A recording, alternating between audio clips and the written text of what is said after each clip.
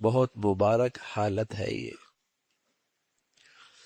کہ آدمی اپنے گناہوں کی وجہ سے مایوس بھی نہ ہو، اللہ کی رحمت سے امید رکھے، اور آدمی اللہ کے خوف سے بھی خالی نہ ہو کہ گناہوں پہ جرت کرنے لگ جائے، جری ہونے لگ جائے۔ خوف ہو اپنے گناہوں پر، امید ہو اللہ کی رحمت سے۔ بہت مبارک حالت ہے۔ گناہ تو ہو جائے گا، انسان ہے، گناہ تو ہو جائے گا، لیکن اس گناہ پہ ڈر شروع ہو جائے کہ کیوں ہو گیا، گناہ پر اللہ کی پکڑ ہو جائے گی۔ یہ جو خوف ہے یہ بڑی مبارک حالت ہے، اور اتنا خوف بھی نہ ہو کہ آدمی مایوس ہو جائے کہ میری تو بخشش ہی نہیں ہوگی، میری تو اللہ معاف ہی نہیں کرے، رحمت سے بھی امید۔ تو یہ جو حالت ہے یہ بڑی مبارک حالت ہے۔ آپ علیہ الصلوۃ والسلام نے فرمایا اگر تمہاری یہ حالت ہے کہ تمہیں اللہ کی رحمت سے امید ہے اور اپنے گناہوں کی وجہ سے سزا کا اور اللہ کی پکڑ کا ڈر بھی ہے، تو اللہ اس سے تمہیں ضرور محفوظ رکھیں گے جس سے تمہیں ڈر لگ رہا ہے، اور اللہ تمہیں اپنی رحمت سے بھی نوازیں گے۔ حضرات محدثین نے فرمایا کہ زندگی کی حالت میں جب صحت ہو، قوا مضبوط ہو، صحت ہو، قوا مضبوط ہو، طاقت ہو، صحت ہو، تو اس وقت خوف غالب رہنا چاہیے، خوف غالب رہنا چاہیے۔ اور جب آدمی بڑھاپے میں چلا جائے، اعصاب کمزور ہو جائیں، اعمال اتنے نہیں کر پاتا، یا بیماری کی آخر حالت میں ہو، تو وہاں امید غالب ہونی چاہیے۔ اللہ کے نبی کے احادیث کو سامنے رکھ کر حضرات محدثین نے لکھا کہ عام حالت میں آدمی میں خوف غالب ہو، اپنے گناہوں کی وجہ سے، اللہ کی پکڑ کی وجہ سے خوف غالب ہو، تاکہ یہ چیز اسے گناہوں سے روک دے۔ اور بڑھاپے میں جب اعصاب اور قوا کمزور ہو جائیں یا زندگی کی آخری لمحات ہو، تو وہاں امید غالب آ جائے کہ اب تو عمل کر نہیں سکتا، اللہ کی رحمت سے امید ہے معاف کر دیں۔ لیکن شیطان کیا کرتا ہے، آخری لمحوں میں مایوس کر دیتا ہے، اب تیرا کیا بنے گا، اب تیرا کیا ہوگا، اب تو مارا گیا۔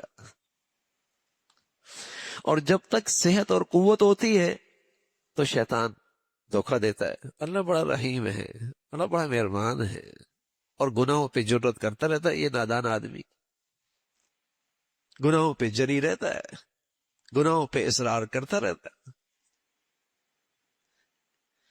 یہ ہلاکت ہے، یہ بربادی ہے۔ تو یہ خوف اور امید بڑی مبارک حالات ہے۔ تتجافى جنوبهم عن المضاجع يدعون ربهم خوفا وطمعا، یہ اللہ کے نیک بندے ہیں، رات کو ان کے پہلو بستروں سے الگ رہتے، اللہ کے سامنے قیام میں، رکوع میں، سجدے میں، گڑ گڑانے میں گزرتے۔ تتجافى جنوبهم عن المضاجع يدعون ربهم، اپنے رب کو بلاتے رات کو تہجد میں۔ لیکن کیا مطلب؟ اپنی عبادت میں مطمئن نہ، خوفاً، خوف، اتنی زبردست عبادت اور ایسی مبارک گھڑی میں عبادت نصیب ہوئی، ایسے مبارک ساعات نصیب ہوئے، لیکن دل خوف سے خالی نہیں ہے۔ خوف وطمع، ہاں اللہ کی رحمت کی طمع اور امید بھی۔ یہ ان مبارک ہستیوں کا تذکرہ ہے جو اللہ کے وہ مقبول بندے ہیں جنہیں رات کے تہجد اور رات کی مبارک گھڑیاں نصیب ہوتی ہیں، ان کی اللہ کریم تعریف فرماتا۔ تتجافى جنوبهم عن المضاجع يدعون ربهم خوفا وطمعا۔ تو کتنا بھی بڑا نیک آدمی ہو جائے، اس کی نیکی قبول ہو جائے اور وہ نیکی کے صحیح راستے پہ چل رہا ہے، اس کی ایک بڑی علامت ہے کہ اس کا دل خوف سے خالی نہ ہو، خوف خدا ہو۔ اسے خوف خدا نصیب ہو. اس خوف خدا کی برکت یہ ہوتی ہے کہ بڑی سے بڑی نیکی کی بھی توفیق مل جائے نا تو آدمی نیکی کی وجہ سے بھی غرور میں مبتلا نہیں ہوتا، آدمی نیکی کی وجہ سے بھی مغرور نہیں ہوتا، آدمی اس نیکی کی وجہ سے بھی دوسروں کو حقیر نہیں جانتا. یہ خوف عزیز ہے، اور یہی کسی بڑی سے بڑی نیکی کی قبولیت کی نشانی ہے. اس لیے اللہ کے نبی نماز پڑھتے تھے، اور نماز آپ کی نماز کیسے ہوگی؟ ساری امت کی نماز ایک طرف، آپ کی نماز ایک طرف، سب پہ بھاری. لیکن اب جب آپ نماز سے فارغ ہوتے تو سب سے پہلے کہتے اللہ اکبر، استغفر اللہ، استغفر اللہ، استغفر اللہ، معاف فرما دے، اللہ معاف فرما دے، اللہ معاف فرما دے، اللہ اکبر. ایسی بڑھیا نماز، اور وہ اللہ کے نبی کی نماز. لیکن اس کے بعد کہتے استغفر اللہ، استغفر اللہ، استغفر اللہ. یہ اللہ کے نبی کی سنت ہے. یہ کیا ہے؟